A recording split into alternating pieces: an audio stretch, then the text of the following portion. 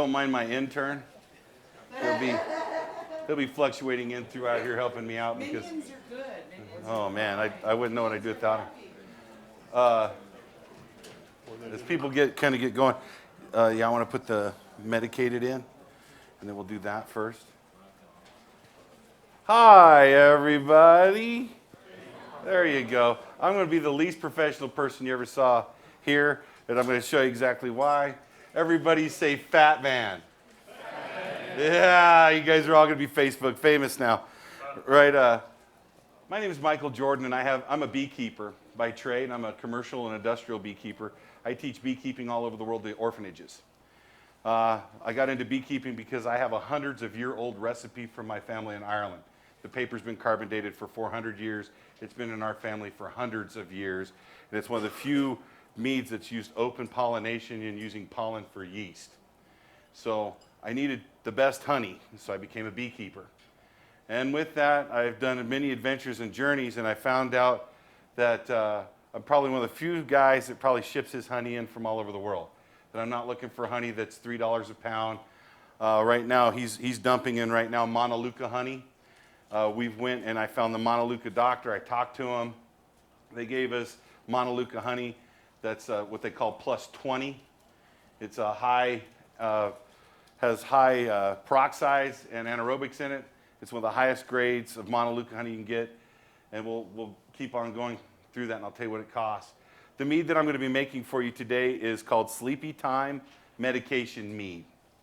And what it is we're using Sleepy Time tea from Celestial Seasonings. I'm using Montelukka honey. I'm using cannabinoid oil that we brought in to do this. This mead right here is going to cost you anywhere from $200 to $400 a gallon to make. So this is going to be probably one of the most expensive meads that you guys will probably ever make. It's something that the FDA will never let go on the market, but we will call them John Doe. And here in Colorado, I have 3 people that we're working with. One has PTSD, one has Parkinson's disease, and the other one has insomnia with chronic pain from a car accident. And over the last 2 months, we've been using this on a regular basis to help with pain management as well as sleeping. Scott Eastman from Ireland originally made this recipe using yarrow, heather, chamomile, and hops.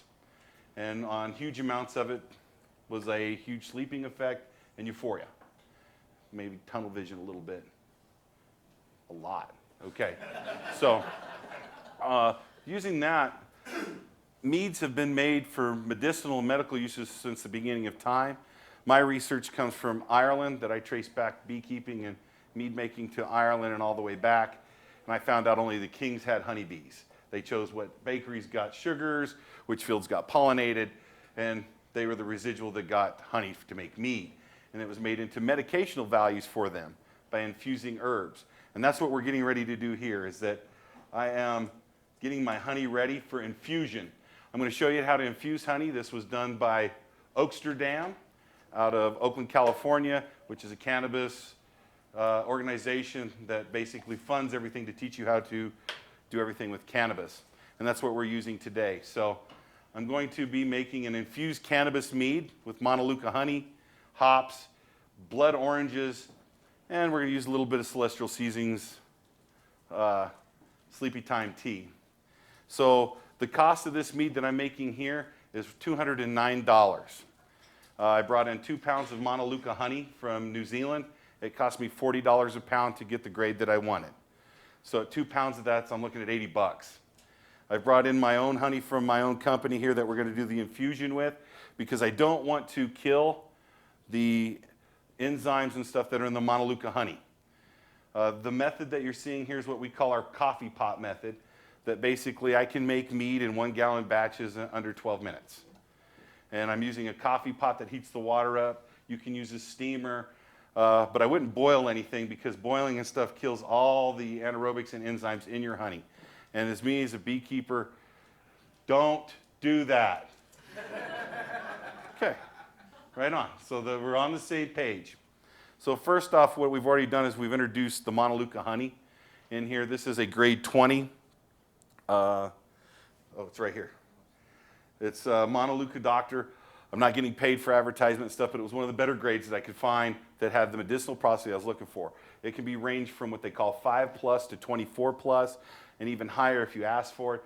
What they're doing is they're finding out the anaerobics as well as the peroxides and stuff in it for stomach use. It helps people that have bad intestinal walls and bad stomach cramps. So it's been proven to have a good medicinal effect. We brought this in at $20 a pound.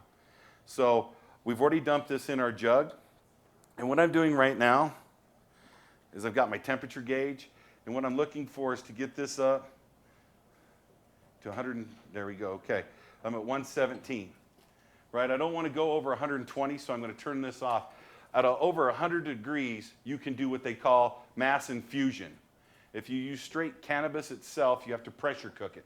You have to wrap the cannabis in a cheesecloth, put it in the honey, put it in a jar, and then pressure cook it for 90 minutes at 5 pounds of PSI.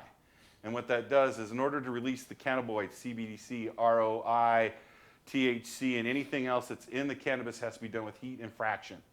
So we went ahead and we've already went to a cannabis collection agency and we bought pre-made cannabis. This is a CBD of 60%. This has a THC of 3%. It has a CBDA of 4% and an OBC of 9%. It has no ROI in it. So you can get a vast variety depending on illness, ailment, or what you're looking for. I would not go more than 4 grams in this because then it's way too much. It does way too much from our clinical studies of what we've been doing on our own individuals. I'm not a doctor, I'm a mead maker. So what we've been doing is we've basically been putting 2 grams of this cannabis oil in the honey. And in order to infuse it, they come in these little tubes. These are a gram each. You have to heat your honey above 100 degrees, but you don't want it more than 120 because at 120 it kills all the enzymes and stuff in it. So let me shoot this one more time to make sure because I don't want to kill what I'm doing. 117. Okay. So what I'm going to do is I'm just going to go ahead and I'm going to put the cannabis oil directly into the honey.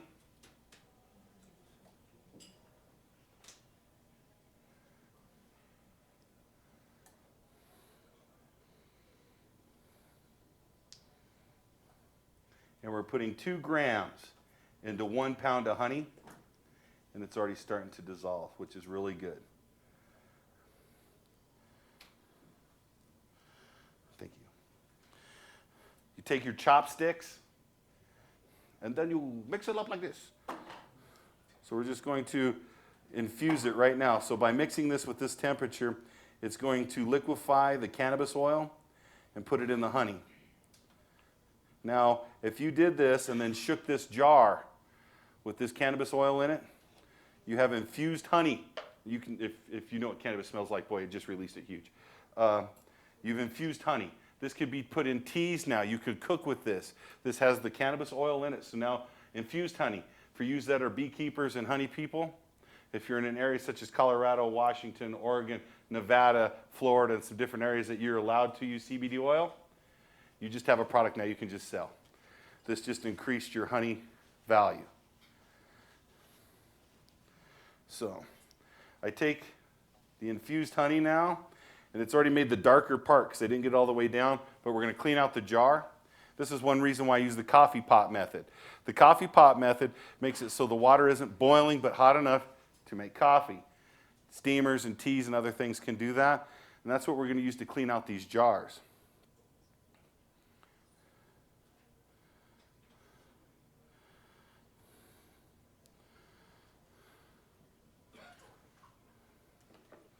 So you just take a little bit of your coffee pot,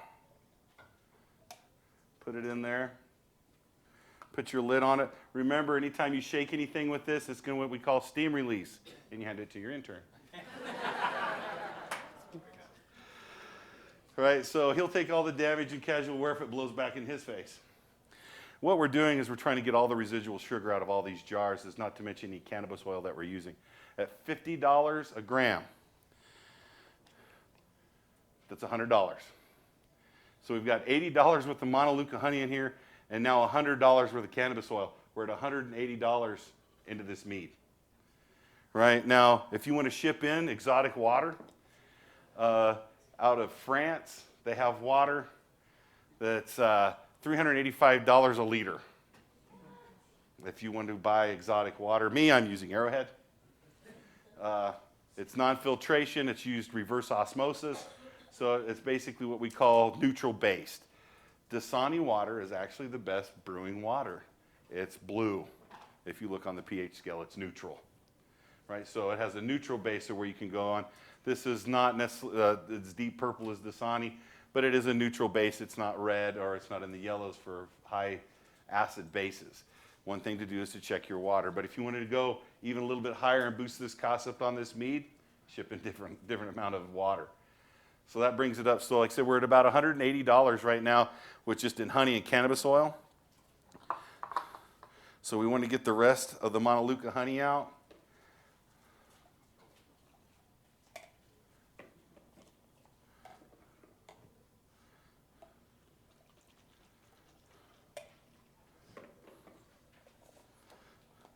Now, just by a show of hands, how many people do 1 gallon batches? Super cool. The reason we do 1 gallon batch is because I'm just showing you right now that I'm shipping in honey and I'm using a high expensive adjunct. If you're shipping in adjuncts and honey like I am, you don't buy 600 pounds of it and blow that on a shitty mead, right? Because that's basically what's going to happen. So 1 gallon batch is the one reason why we do so many 1 gallon batches is for test and trial. That when it costs, honey costs astronomical. And it's going to get worse as beekeeping drops. That's my beekeeping speech for you guys. Become beekeepers if you're a mead maker. As honey production drops, prices go up, and even certain honeys cost more. Anything from sourwood, like I said, we ship in periwinkle honey from Ireland, and it's almost as much as this Montelukah honey to ship in periwinkle honey. I only found 2 good distributors of the raw type of honey that I'm looking for.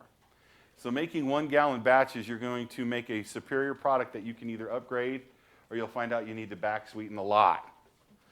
So I want you to think about that. If you haven't done 1 gallon batches, that you're just doing 5, 20s, 150s, and you're trying to make an excessive amount of mead, you might find that you might be able to refine your product a little more by trying different honeys, different amount of adjuncts. This recipe here calls for blood orange. The oranges that I brought in are $12 for 5 of them. They're a Monroe purple. The oranges themselves are purple. Right? So we're going to give a color and a back effect with it. So did you pour all that in there? Okay. I'm going to go ahead and I'm going to get ready to shake. So we're going to add a little more hot water to this mix. And we're going to do what we do, the dissolving.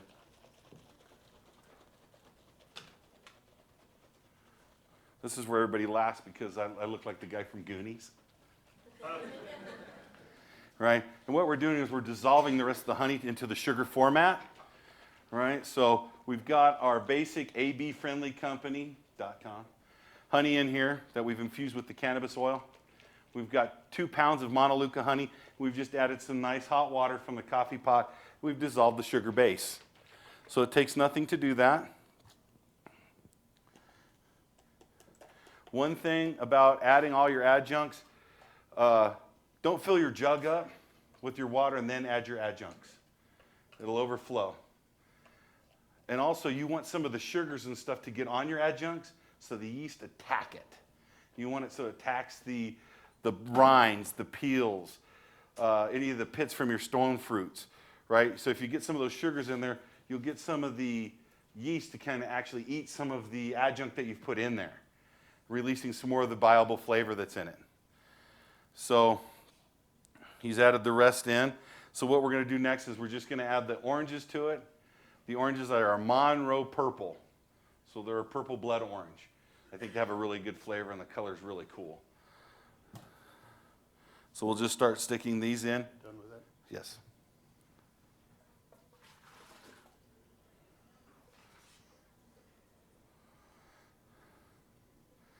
Now I'm always juicing mine So as I put them in, I push it to the side, letting the juice kind of flow down the side.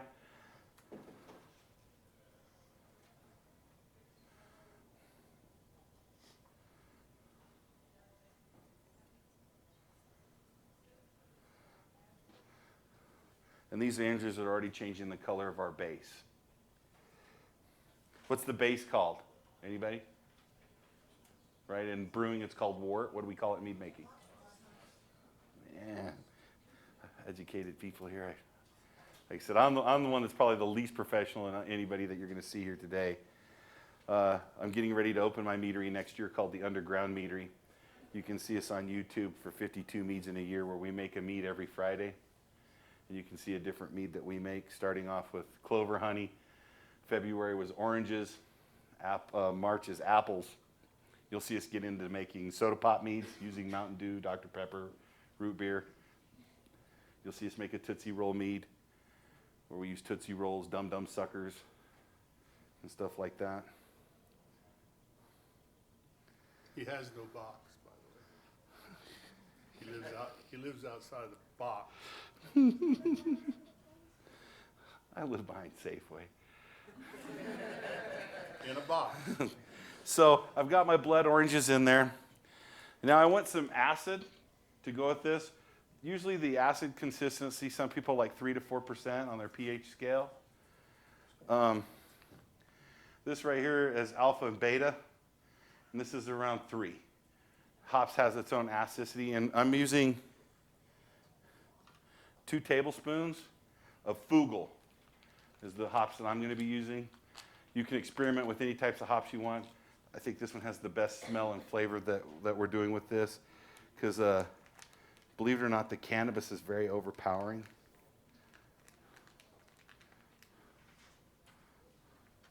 You hold that for me, please. There's one.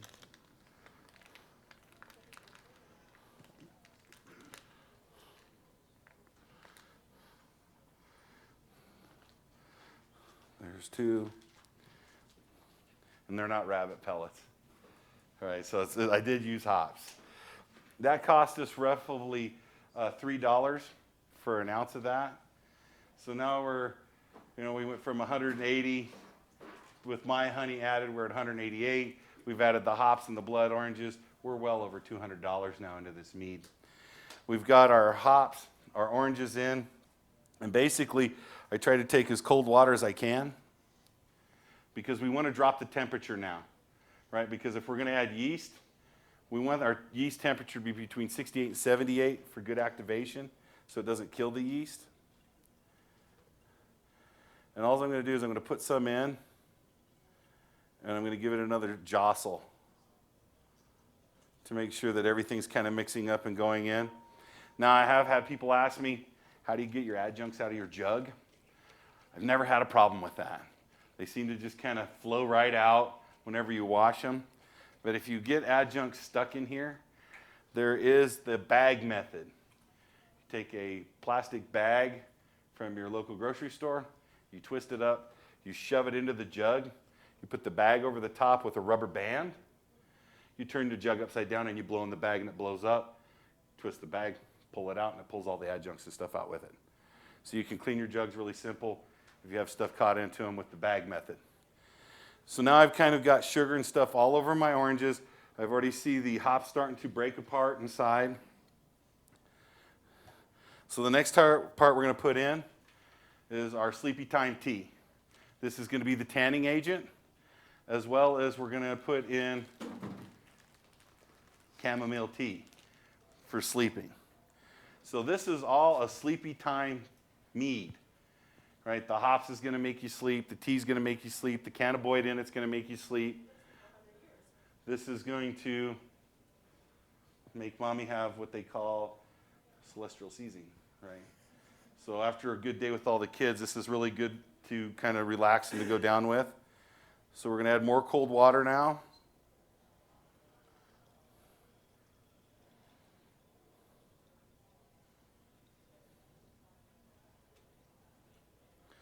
Most of my 1 gallon batches meads are 36 days to 43 days before I have to cold crash and kill yeast. I like to let my meads sit as long as they can, so I can get as high as alcohol as I can get. That's just me. Remember, on your specific gravity, that's what you're looking for, is for the hydrometer to drop all the way down. If you're using a Brix meter, you want to make sure that all the volume and stuff is broken. So that's what I look for in my meads. So basically, we've put that in there. Take my temperature reading. Okay, so we started out at 117 degrees. Using the ice water, I'm back down to 69. So now, within the time span, I'm using my famous Red Star Yellow Pack yeast, the Premier. It's for the higher alcohol ratio and content. Forgot my scissors. Don't do that at home. Okay.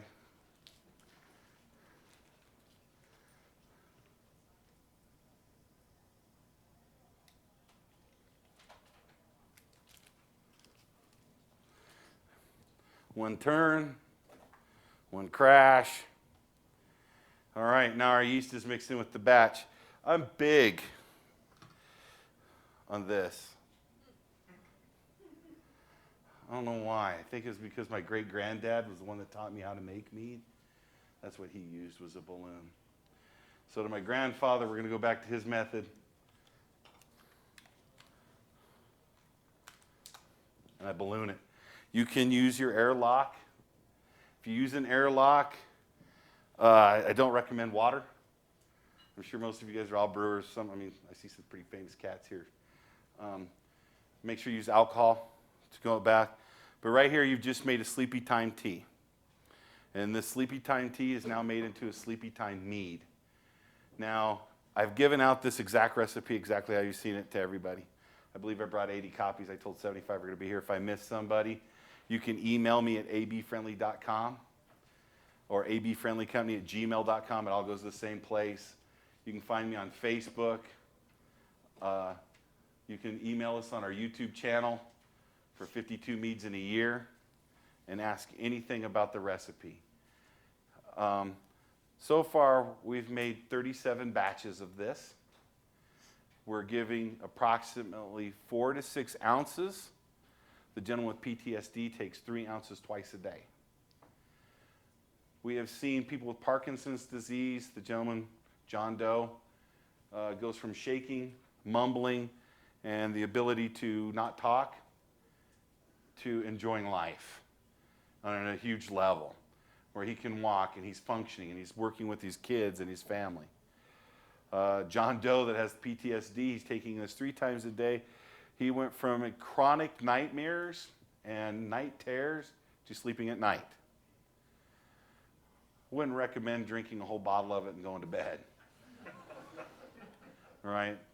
This right here, if you added, the most I would ever do would be 4 grams. That's very overwhelming. And you can mix and match. You can have a gram of CBD, a gram of THC, a gram of ROI. You can mix and match of what you want. It's like when we teach in our program, it's blood oranges. There's 14 different types of blood oranges in the world. What you use in your mead, in your mix, you're the mead maker, not me. It's all about what you taste. What I've just shown you is that we made a 1-gallon batch in less than 30 minutes. And we made it with a $200 round of a medicated mead. So anybody can do this at home. Right? So if you want to do this, I strongly suggest that you try herbs. Try to use more herbs than you do fruits. Try pumpkin squash in your meads. Don't use spinach. It's going to taste like really onionly type lemon juice. It's really bad. So, but try to think more on your herbs and spices more than you are on your fruits. People really like a good fruity mead, but using hops mixed with lavender, mixed with some chamomile, some yarrow, you're going to get some massive effects. Medical herbs and stuff from the Eastern nation have been around forever. I'm a practitioner of bee sting therapy.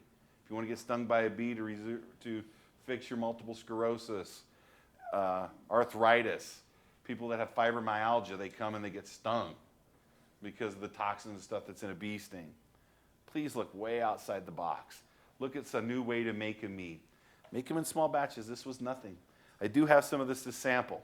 This may not be enough to come up on a drug test, but I am not guaranteeing anything, right? But you will not feel the effects of what's going on. But if you want to taste how the hops is blended with it, how the CBDC tastes inside of it, how the Sleepy Time tea, I think this is a very good mix. Like, so we've done way more than 10 batches of this to kind of figure out what we were doing. This will never be FDA approved. I am not a doctor. I'm not claiming that this will help you in any measure except for to help you maybe sleep and catch a good buzz, right? So hopefully this will help you. If there's any questions, I'll get up here and we'll do questions because we have to change because they want to record it and do some different things. But hopefully enjoyed how fast we can make a mead and how you can do anything. Add some candies, add some Red Hots, right? Blend down a Tootsie Roll, do a brochet. Throw your Tootsie Rolls in your honey when you're doing your brochet. Super killer, right? So you can do many other things with that. And like I said, you can come up.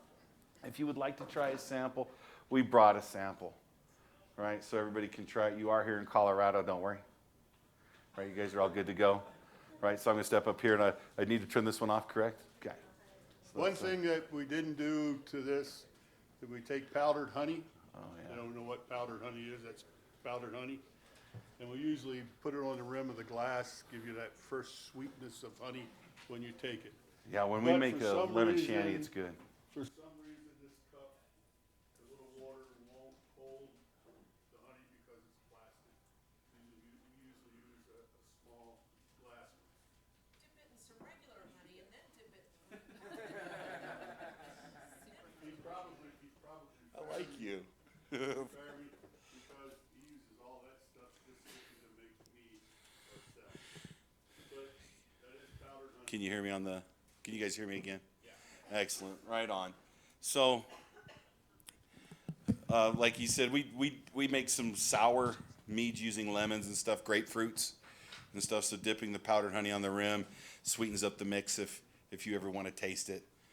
I think it's really good. We brought some, so people want to look at it and things like that. I am a honey producer. We had lots of beehives at one time, and when Katrina went through, we found an organization, and we donated 1,500 beehives to repopulate beekeeping in Louisiana. So that was a huge benefit for me because I didn't have to get stung by a lot more bees, but also helped make honey. Honey is going to be the most viable product that's going to be made for people. If you're into honey, or into making mead, I think that you should look into supporting your local beekeepers. I know they're a little more expensive than buying it from a bulk guy commercially when you're making mead, but you know, I ended up getting a granola contract. So a majority of my honey sold to a granola company so they can have a nice natural thing. So we'll take some questions. Anybody have some questions about making medication mead, how we got into infusing cannabis, small batches of gallon meads, anything like that?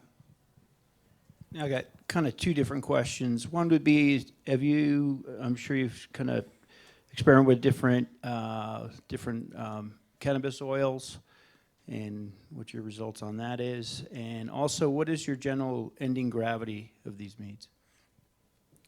We're starting off, most of our meads are at 1.130 to 1.140, about in that margin. And when they're finishing off, it depends on how long I want them to sit before I cold crash them.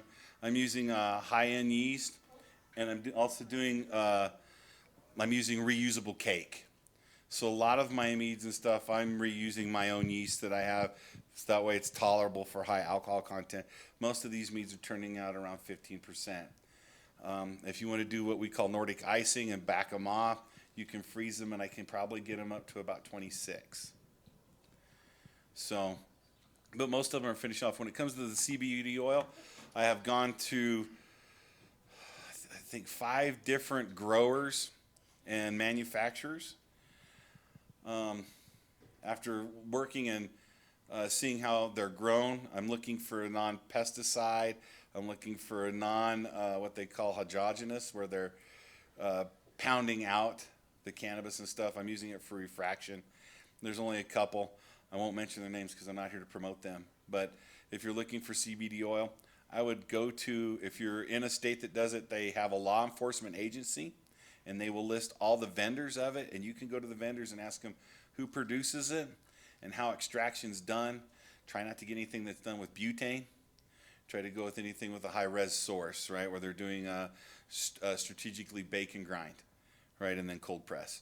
Man, I don't want any butane in my meat, so I wouldn't use anything like butane. But that's how I'm finding my CBD oil.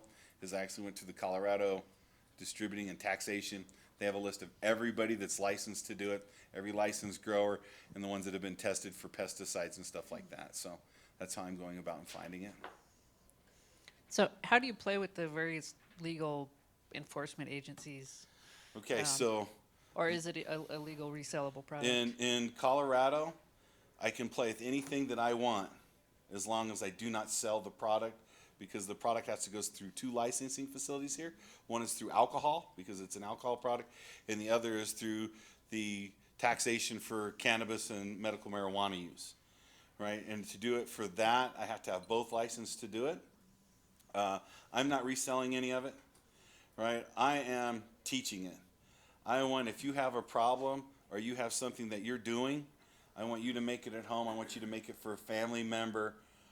Personally, at $200 a gallon, it's going to take a very wealthy meadery to be producing this on a level to put it out on the market, just to be honest with you. I mean, at $400 a gallon, man, for the highest one that we make, you're talking, man, a glass of that's going to be more than I make in a week. The people that use it usually pay for all the products, and we make it. And we make it for them. Yeah. So there has never been any federal approval of anything? Actually, there's no formula guideline approval. on it, other Okay. than that if you make it for alcohol, you gotta have an alcohol stamp. And if you make it through a state that has cannabis retail, you have to have a cannabis stamp for manufacturing, and you have to have both of them because of the type of product. Other than that, there is no regulatory. Okay. And on the federal government level, right, if you're using straight CBDC, you have to prove it, you have to show the accommodation for it and all the stuff to make that happen, and then get it licensed and approved. Shipping it from state to state would be your risk, not mine. This will stay in Colorado, by the way. Hi.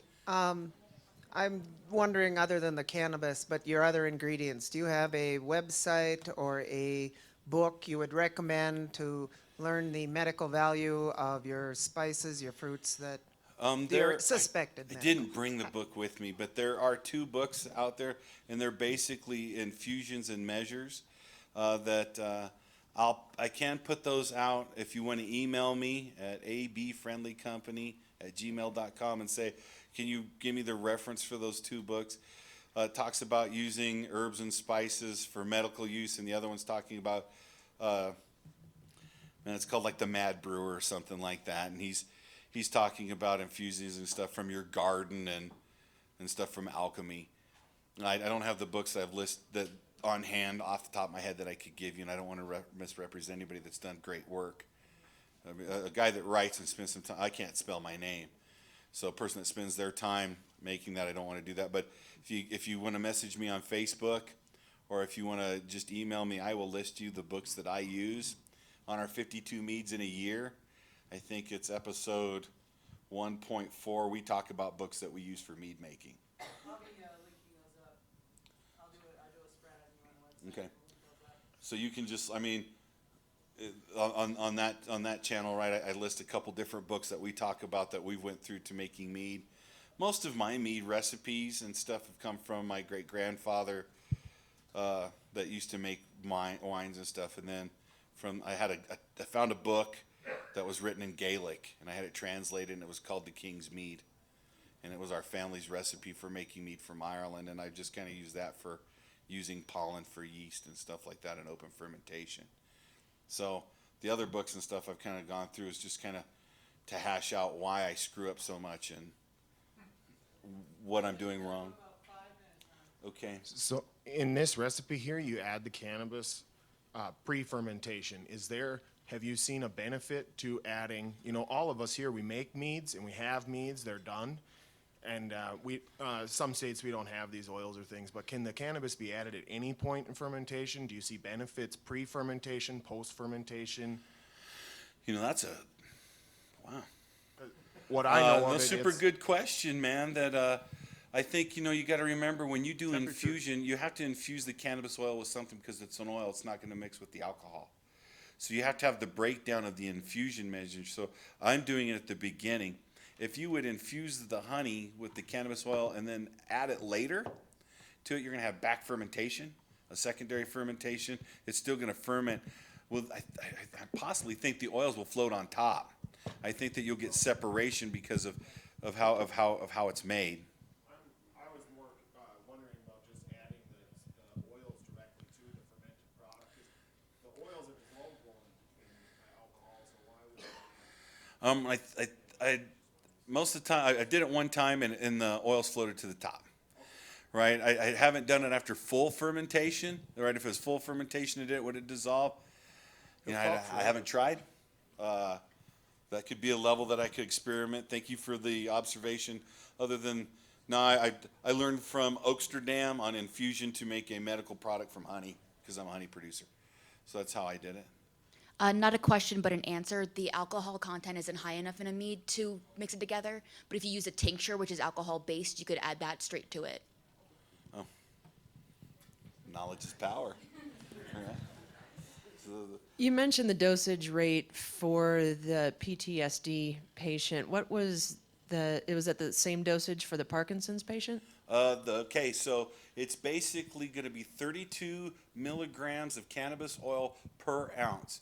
They're taking a regimen of 3 ounces for 100 milligrams of cannabis oil per session. The gentleman with PTSD is doing 2 sessions of 3 ounces for a total of 200 milligrams per day.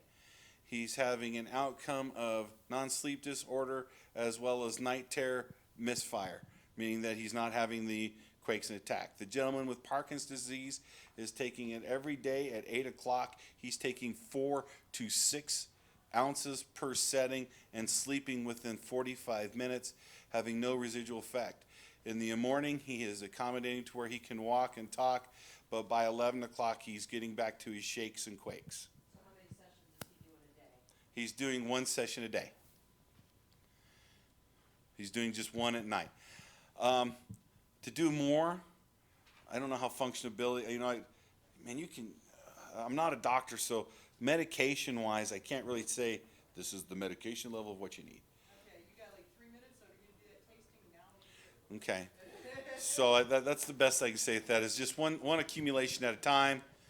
And it's just something that we've been working as a benefactor. Yes, sir. Are you using commercial pollen, or are you harvesting your own from your frames? Ooh, I find pollen. I get pollen from my own source, and then I go to beekeepers I respect to get. If I'm using apple pollen for some of my apple sizers and stuff, I'm getting it from an apple producer out of Washington. So that's. But I appreciate your time. If you guys want to try any of this, and you're more than welcome to step up. You have the recipe. If you guys have any more questions, you can catch me later before I go. In fact, I'm going to see another beekeeper today, and I'm picking up 600 pounds of honey to blend with some of mine because I don't make this type of honey. So I don't have orange blossoms in Wyoming. So we're trying to do some other things as well. But I appreciate your time, and hopefully it was enjoyable for you. That I'm not, like I said, I just didn't come up here to talk about how to make a business. I want you to make meats. So thank you, and line up, try some. Hope I brought enough for everybody. Thank you.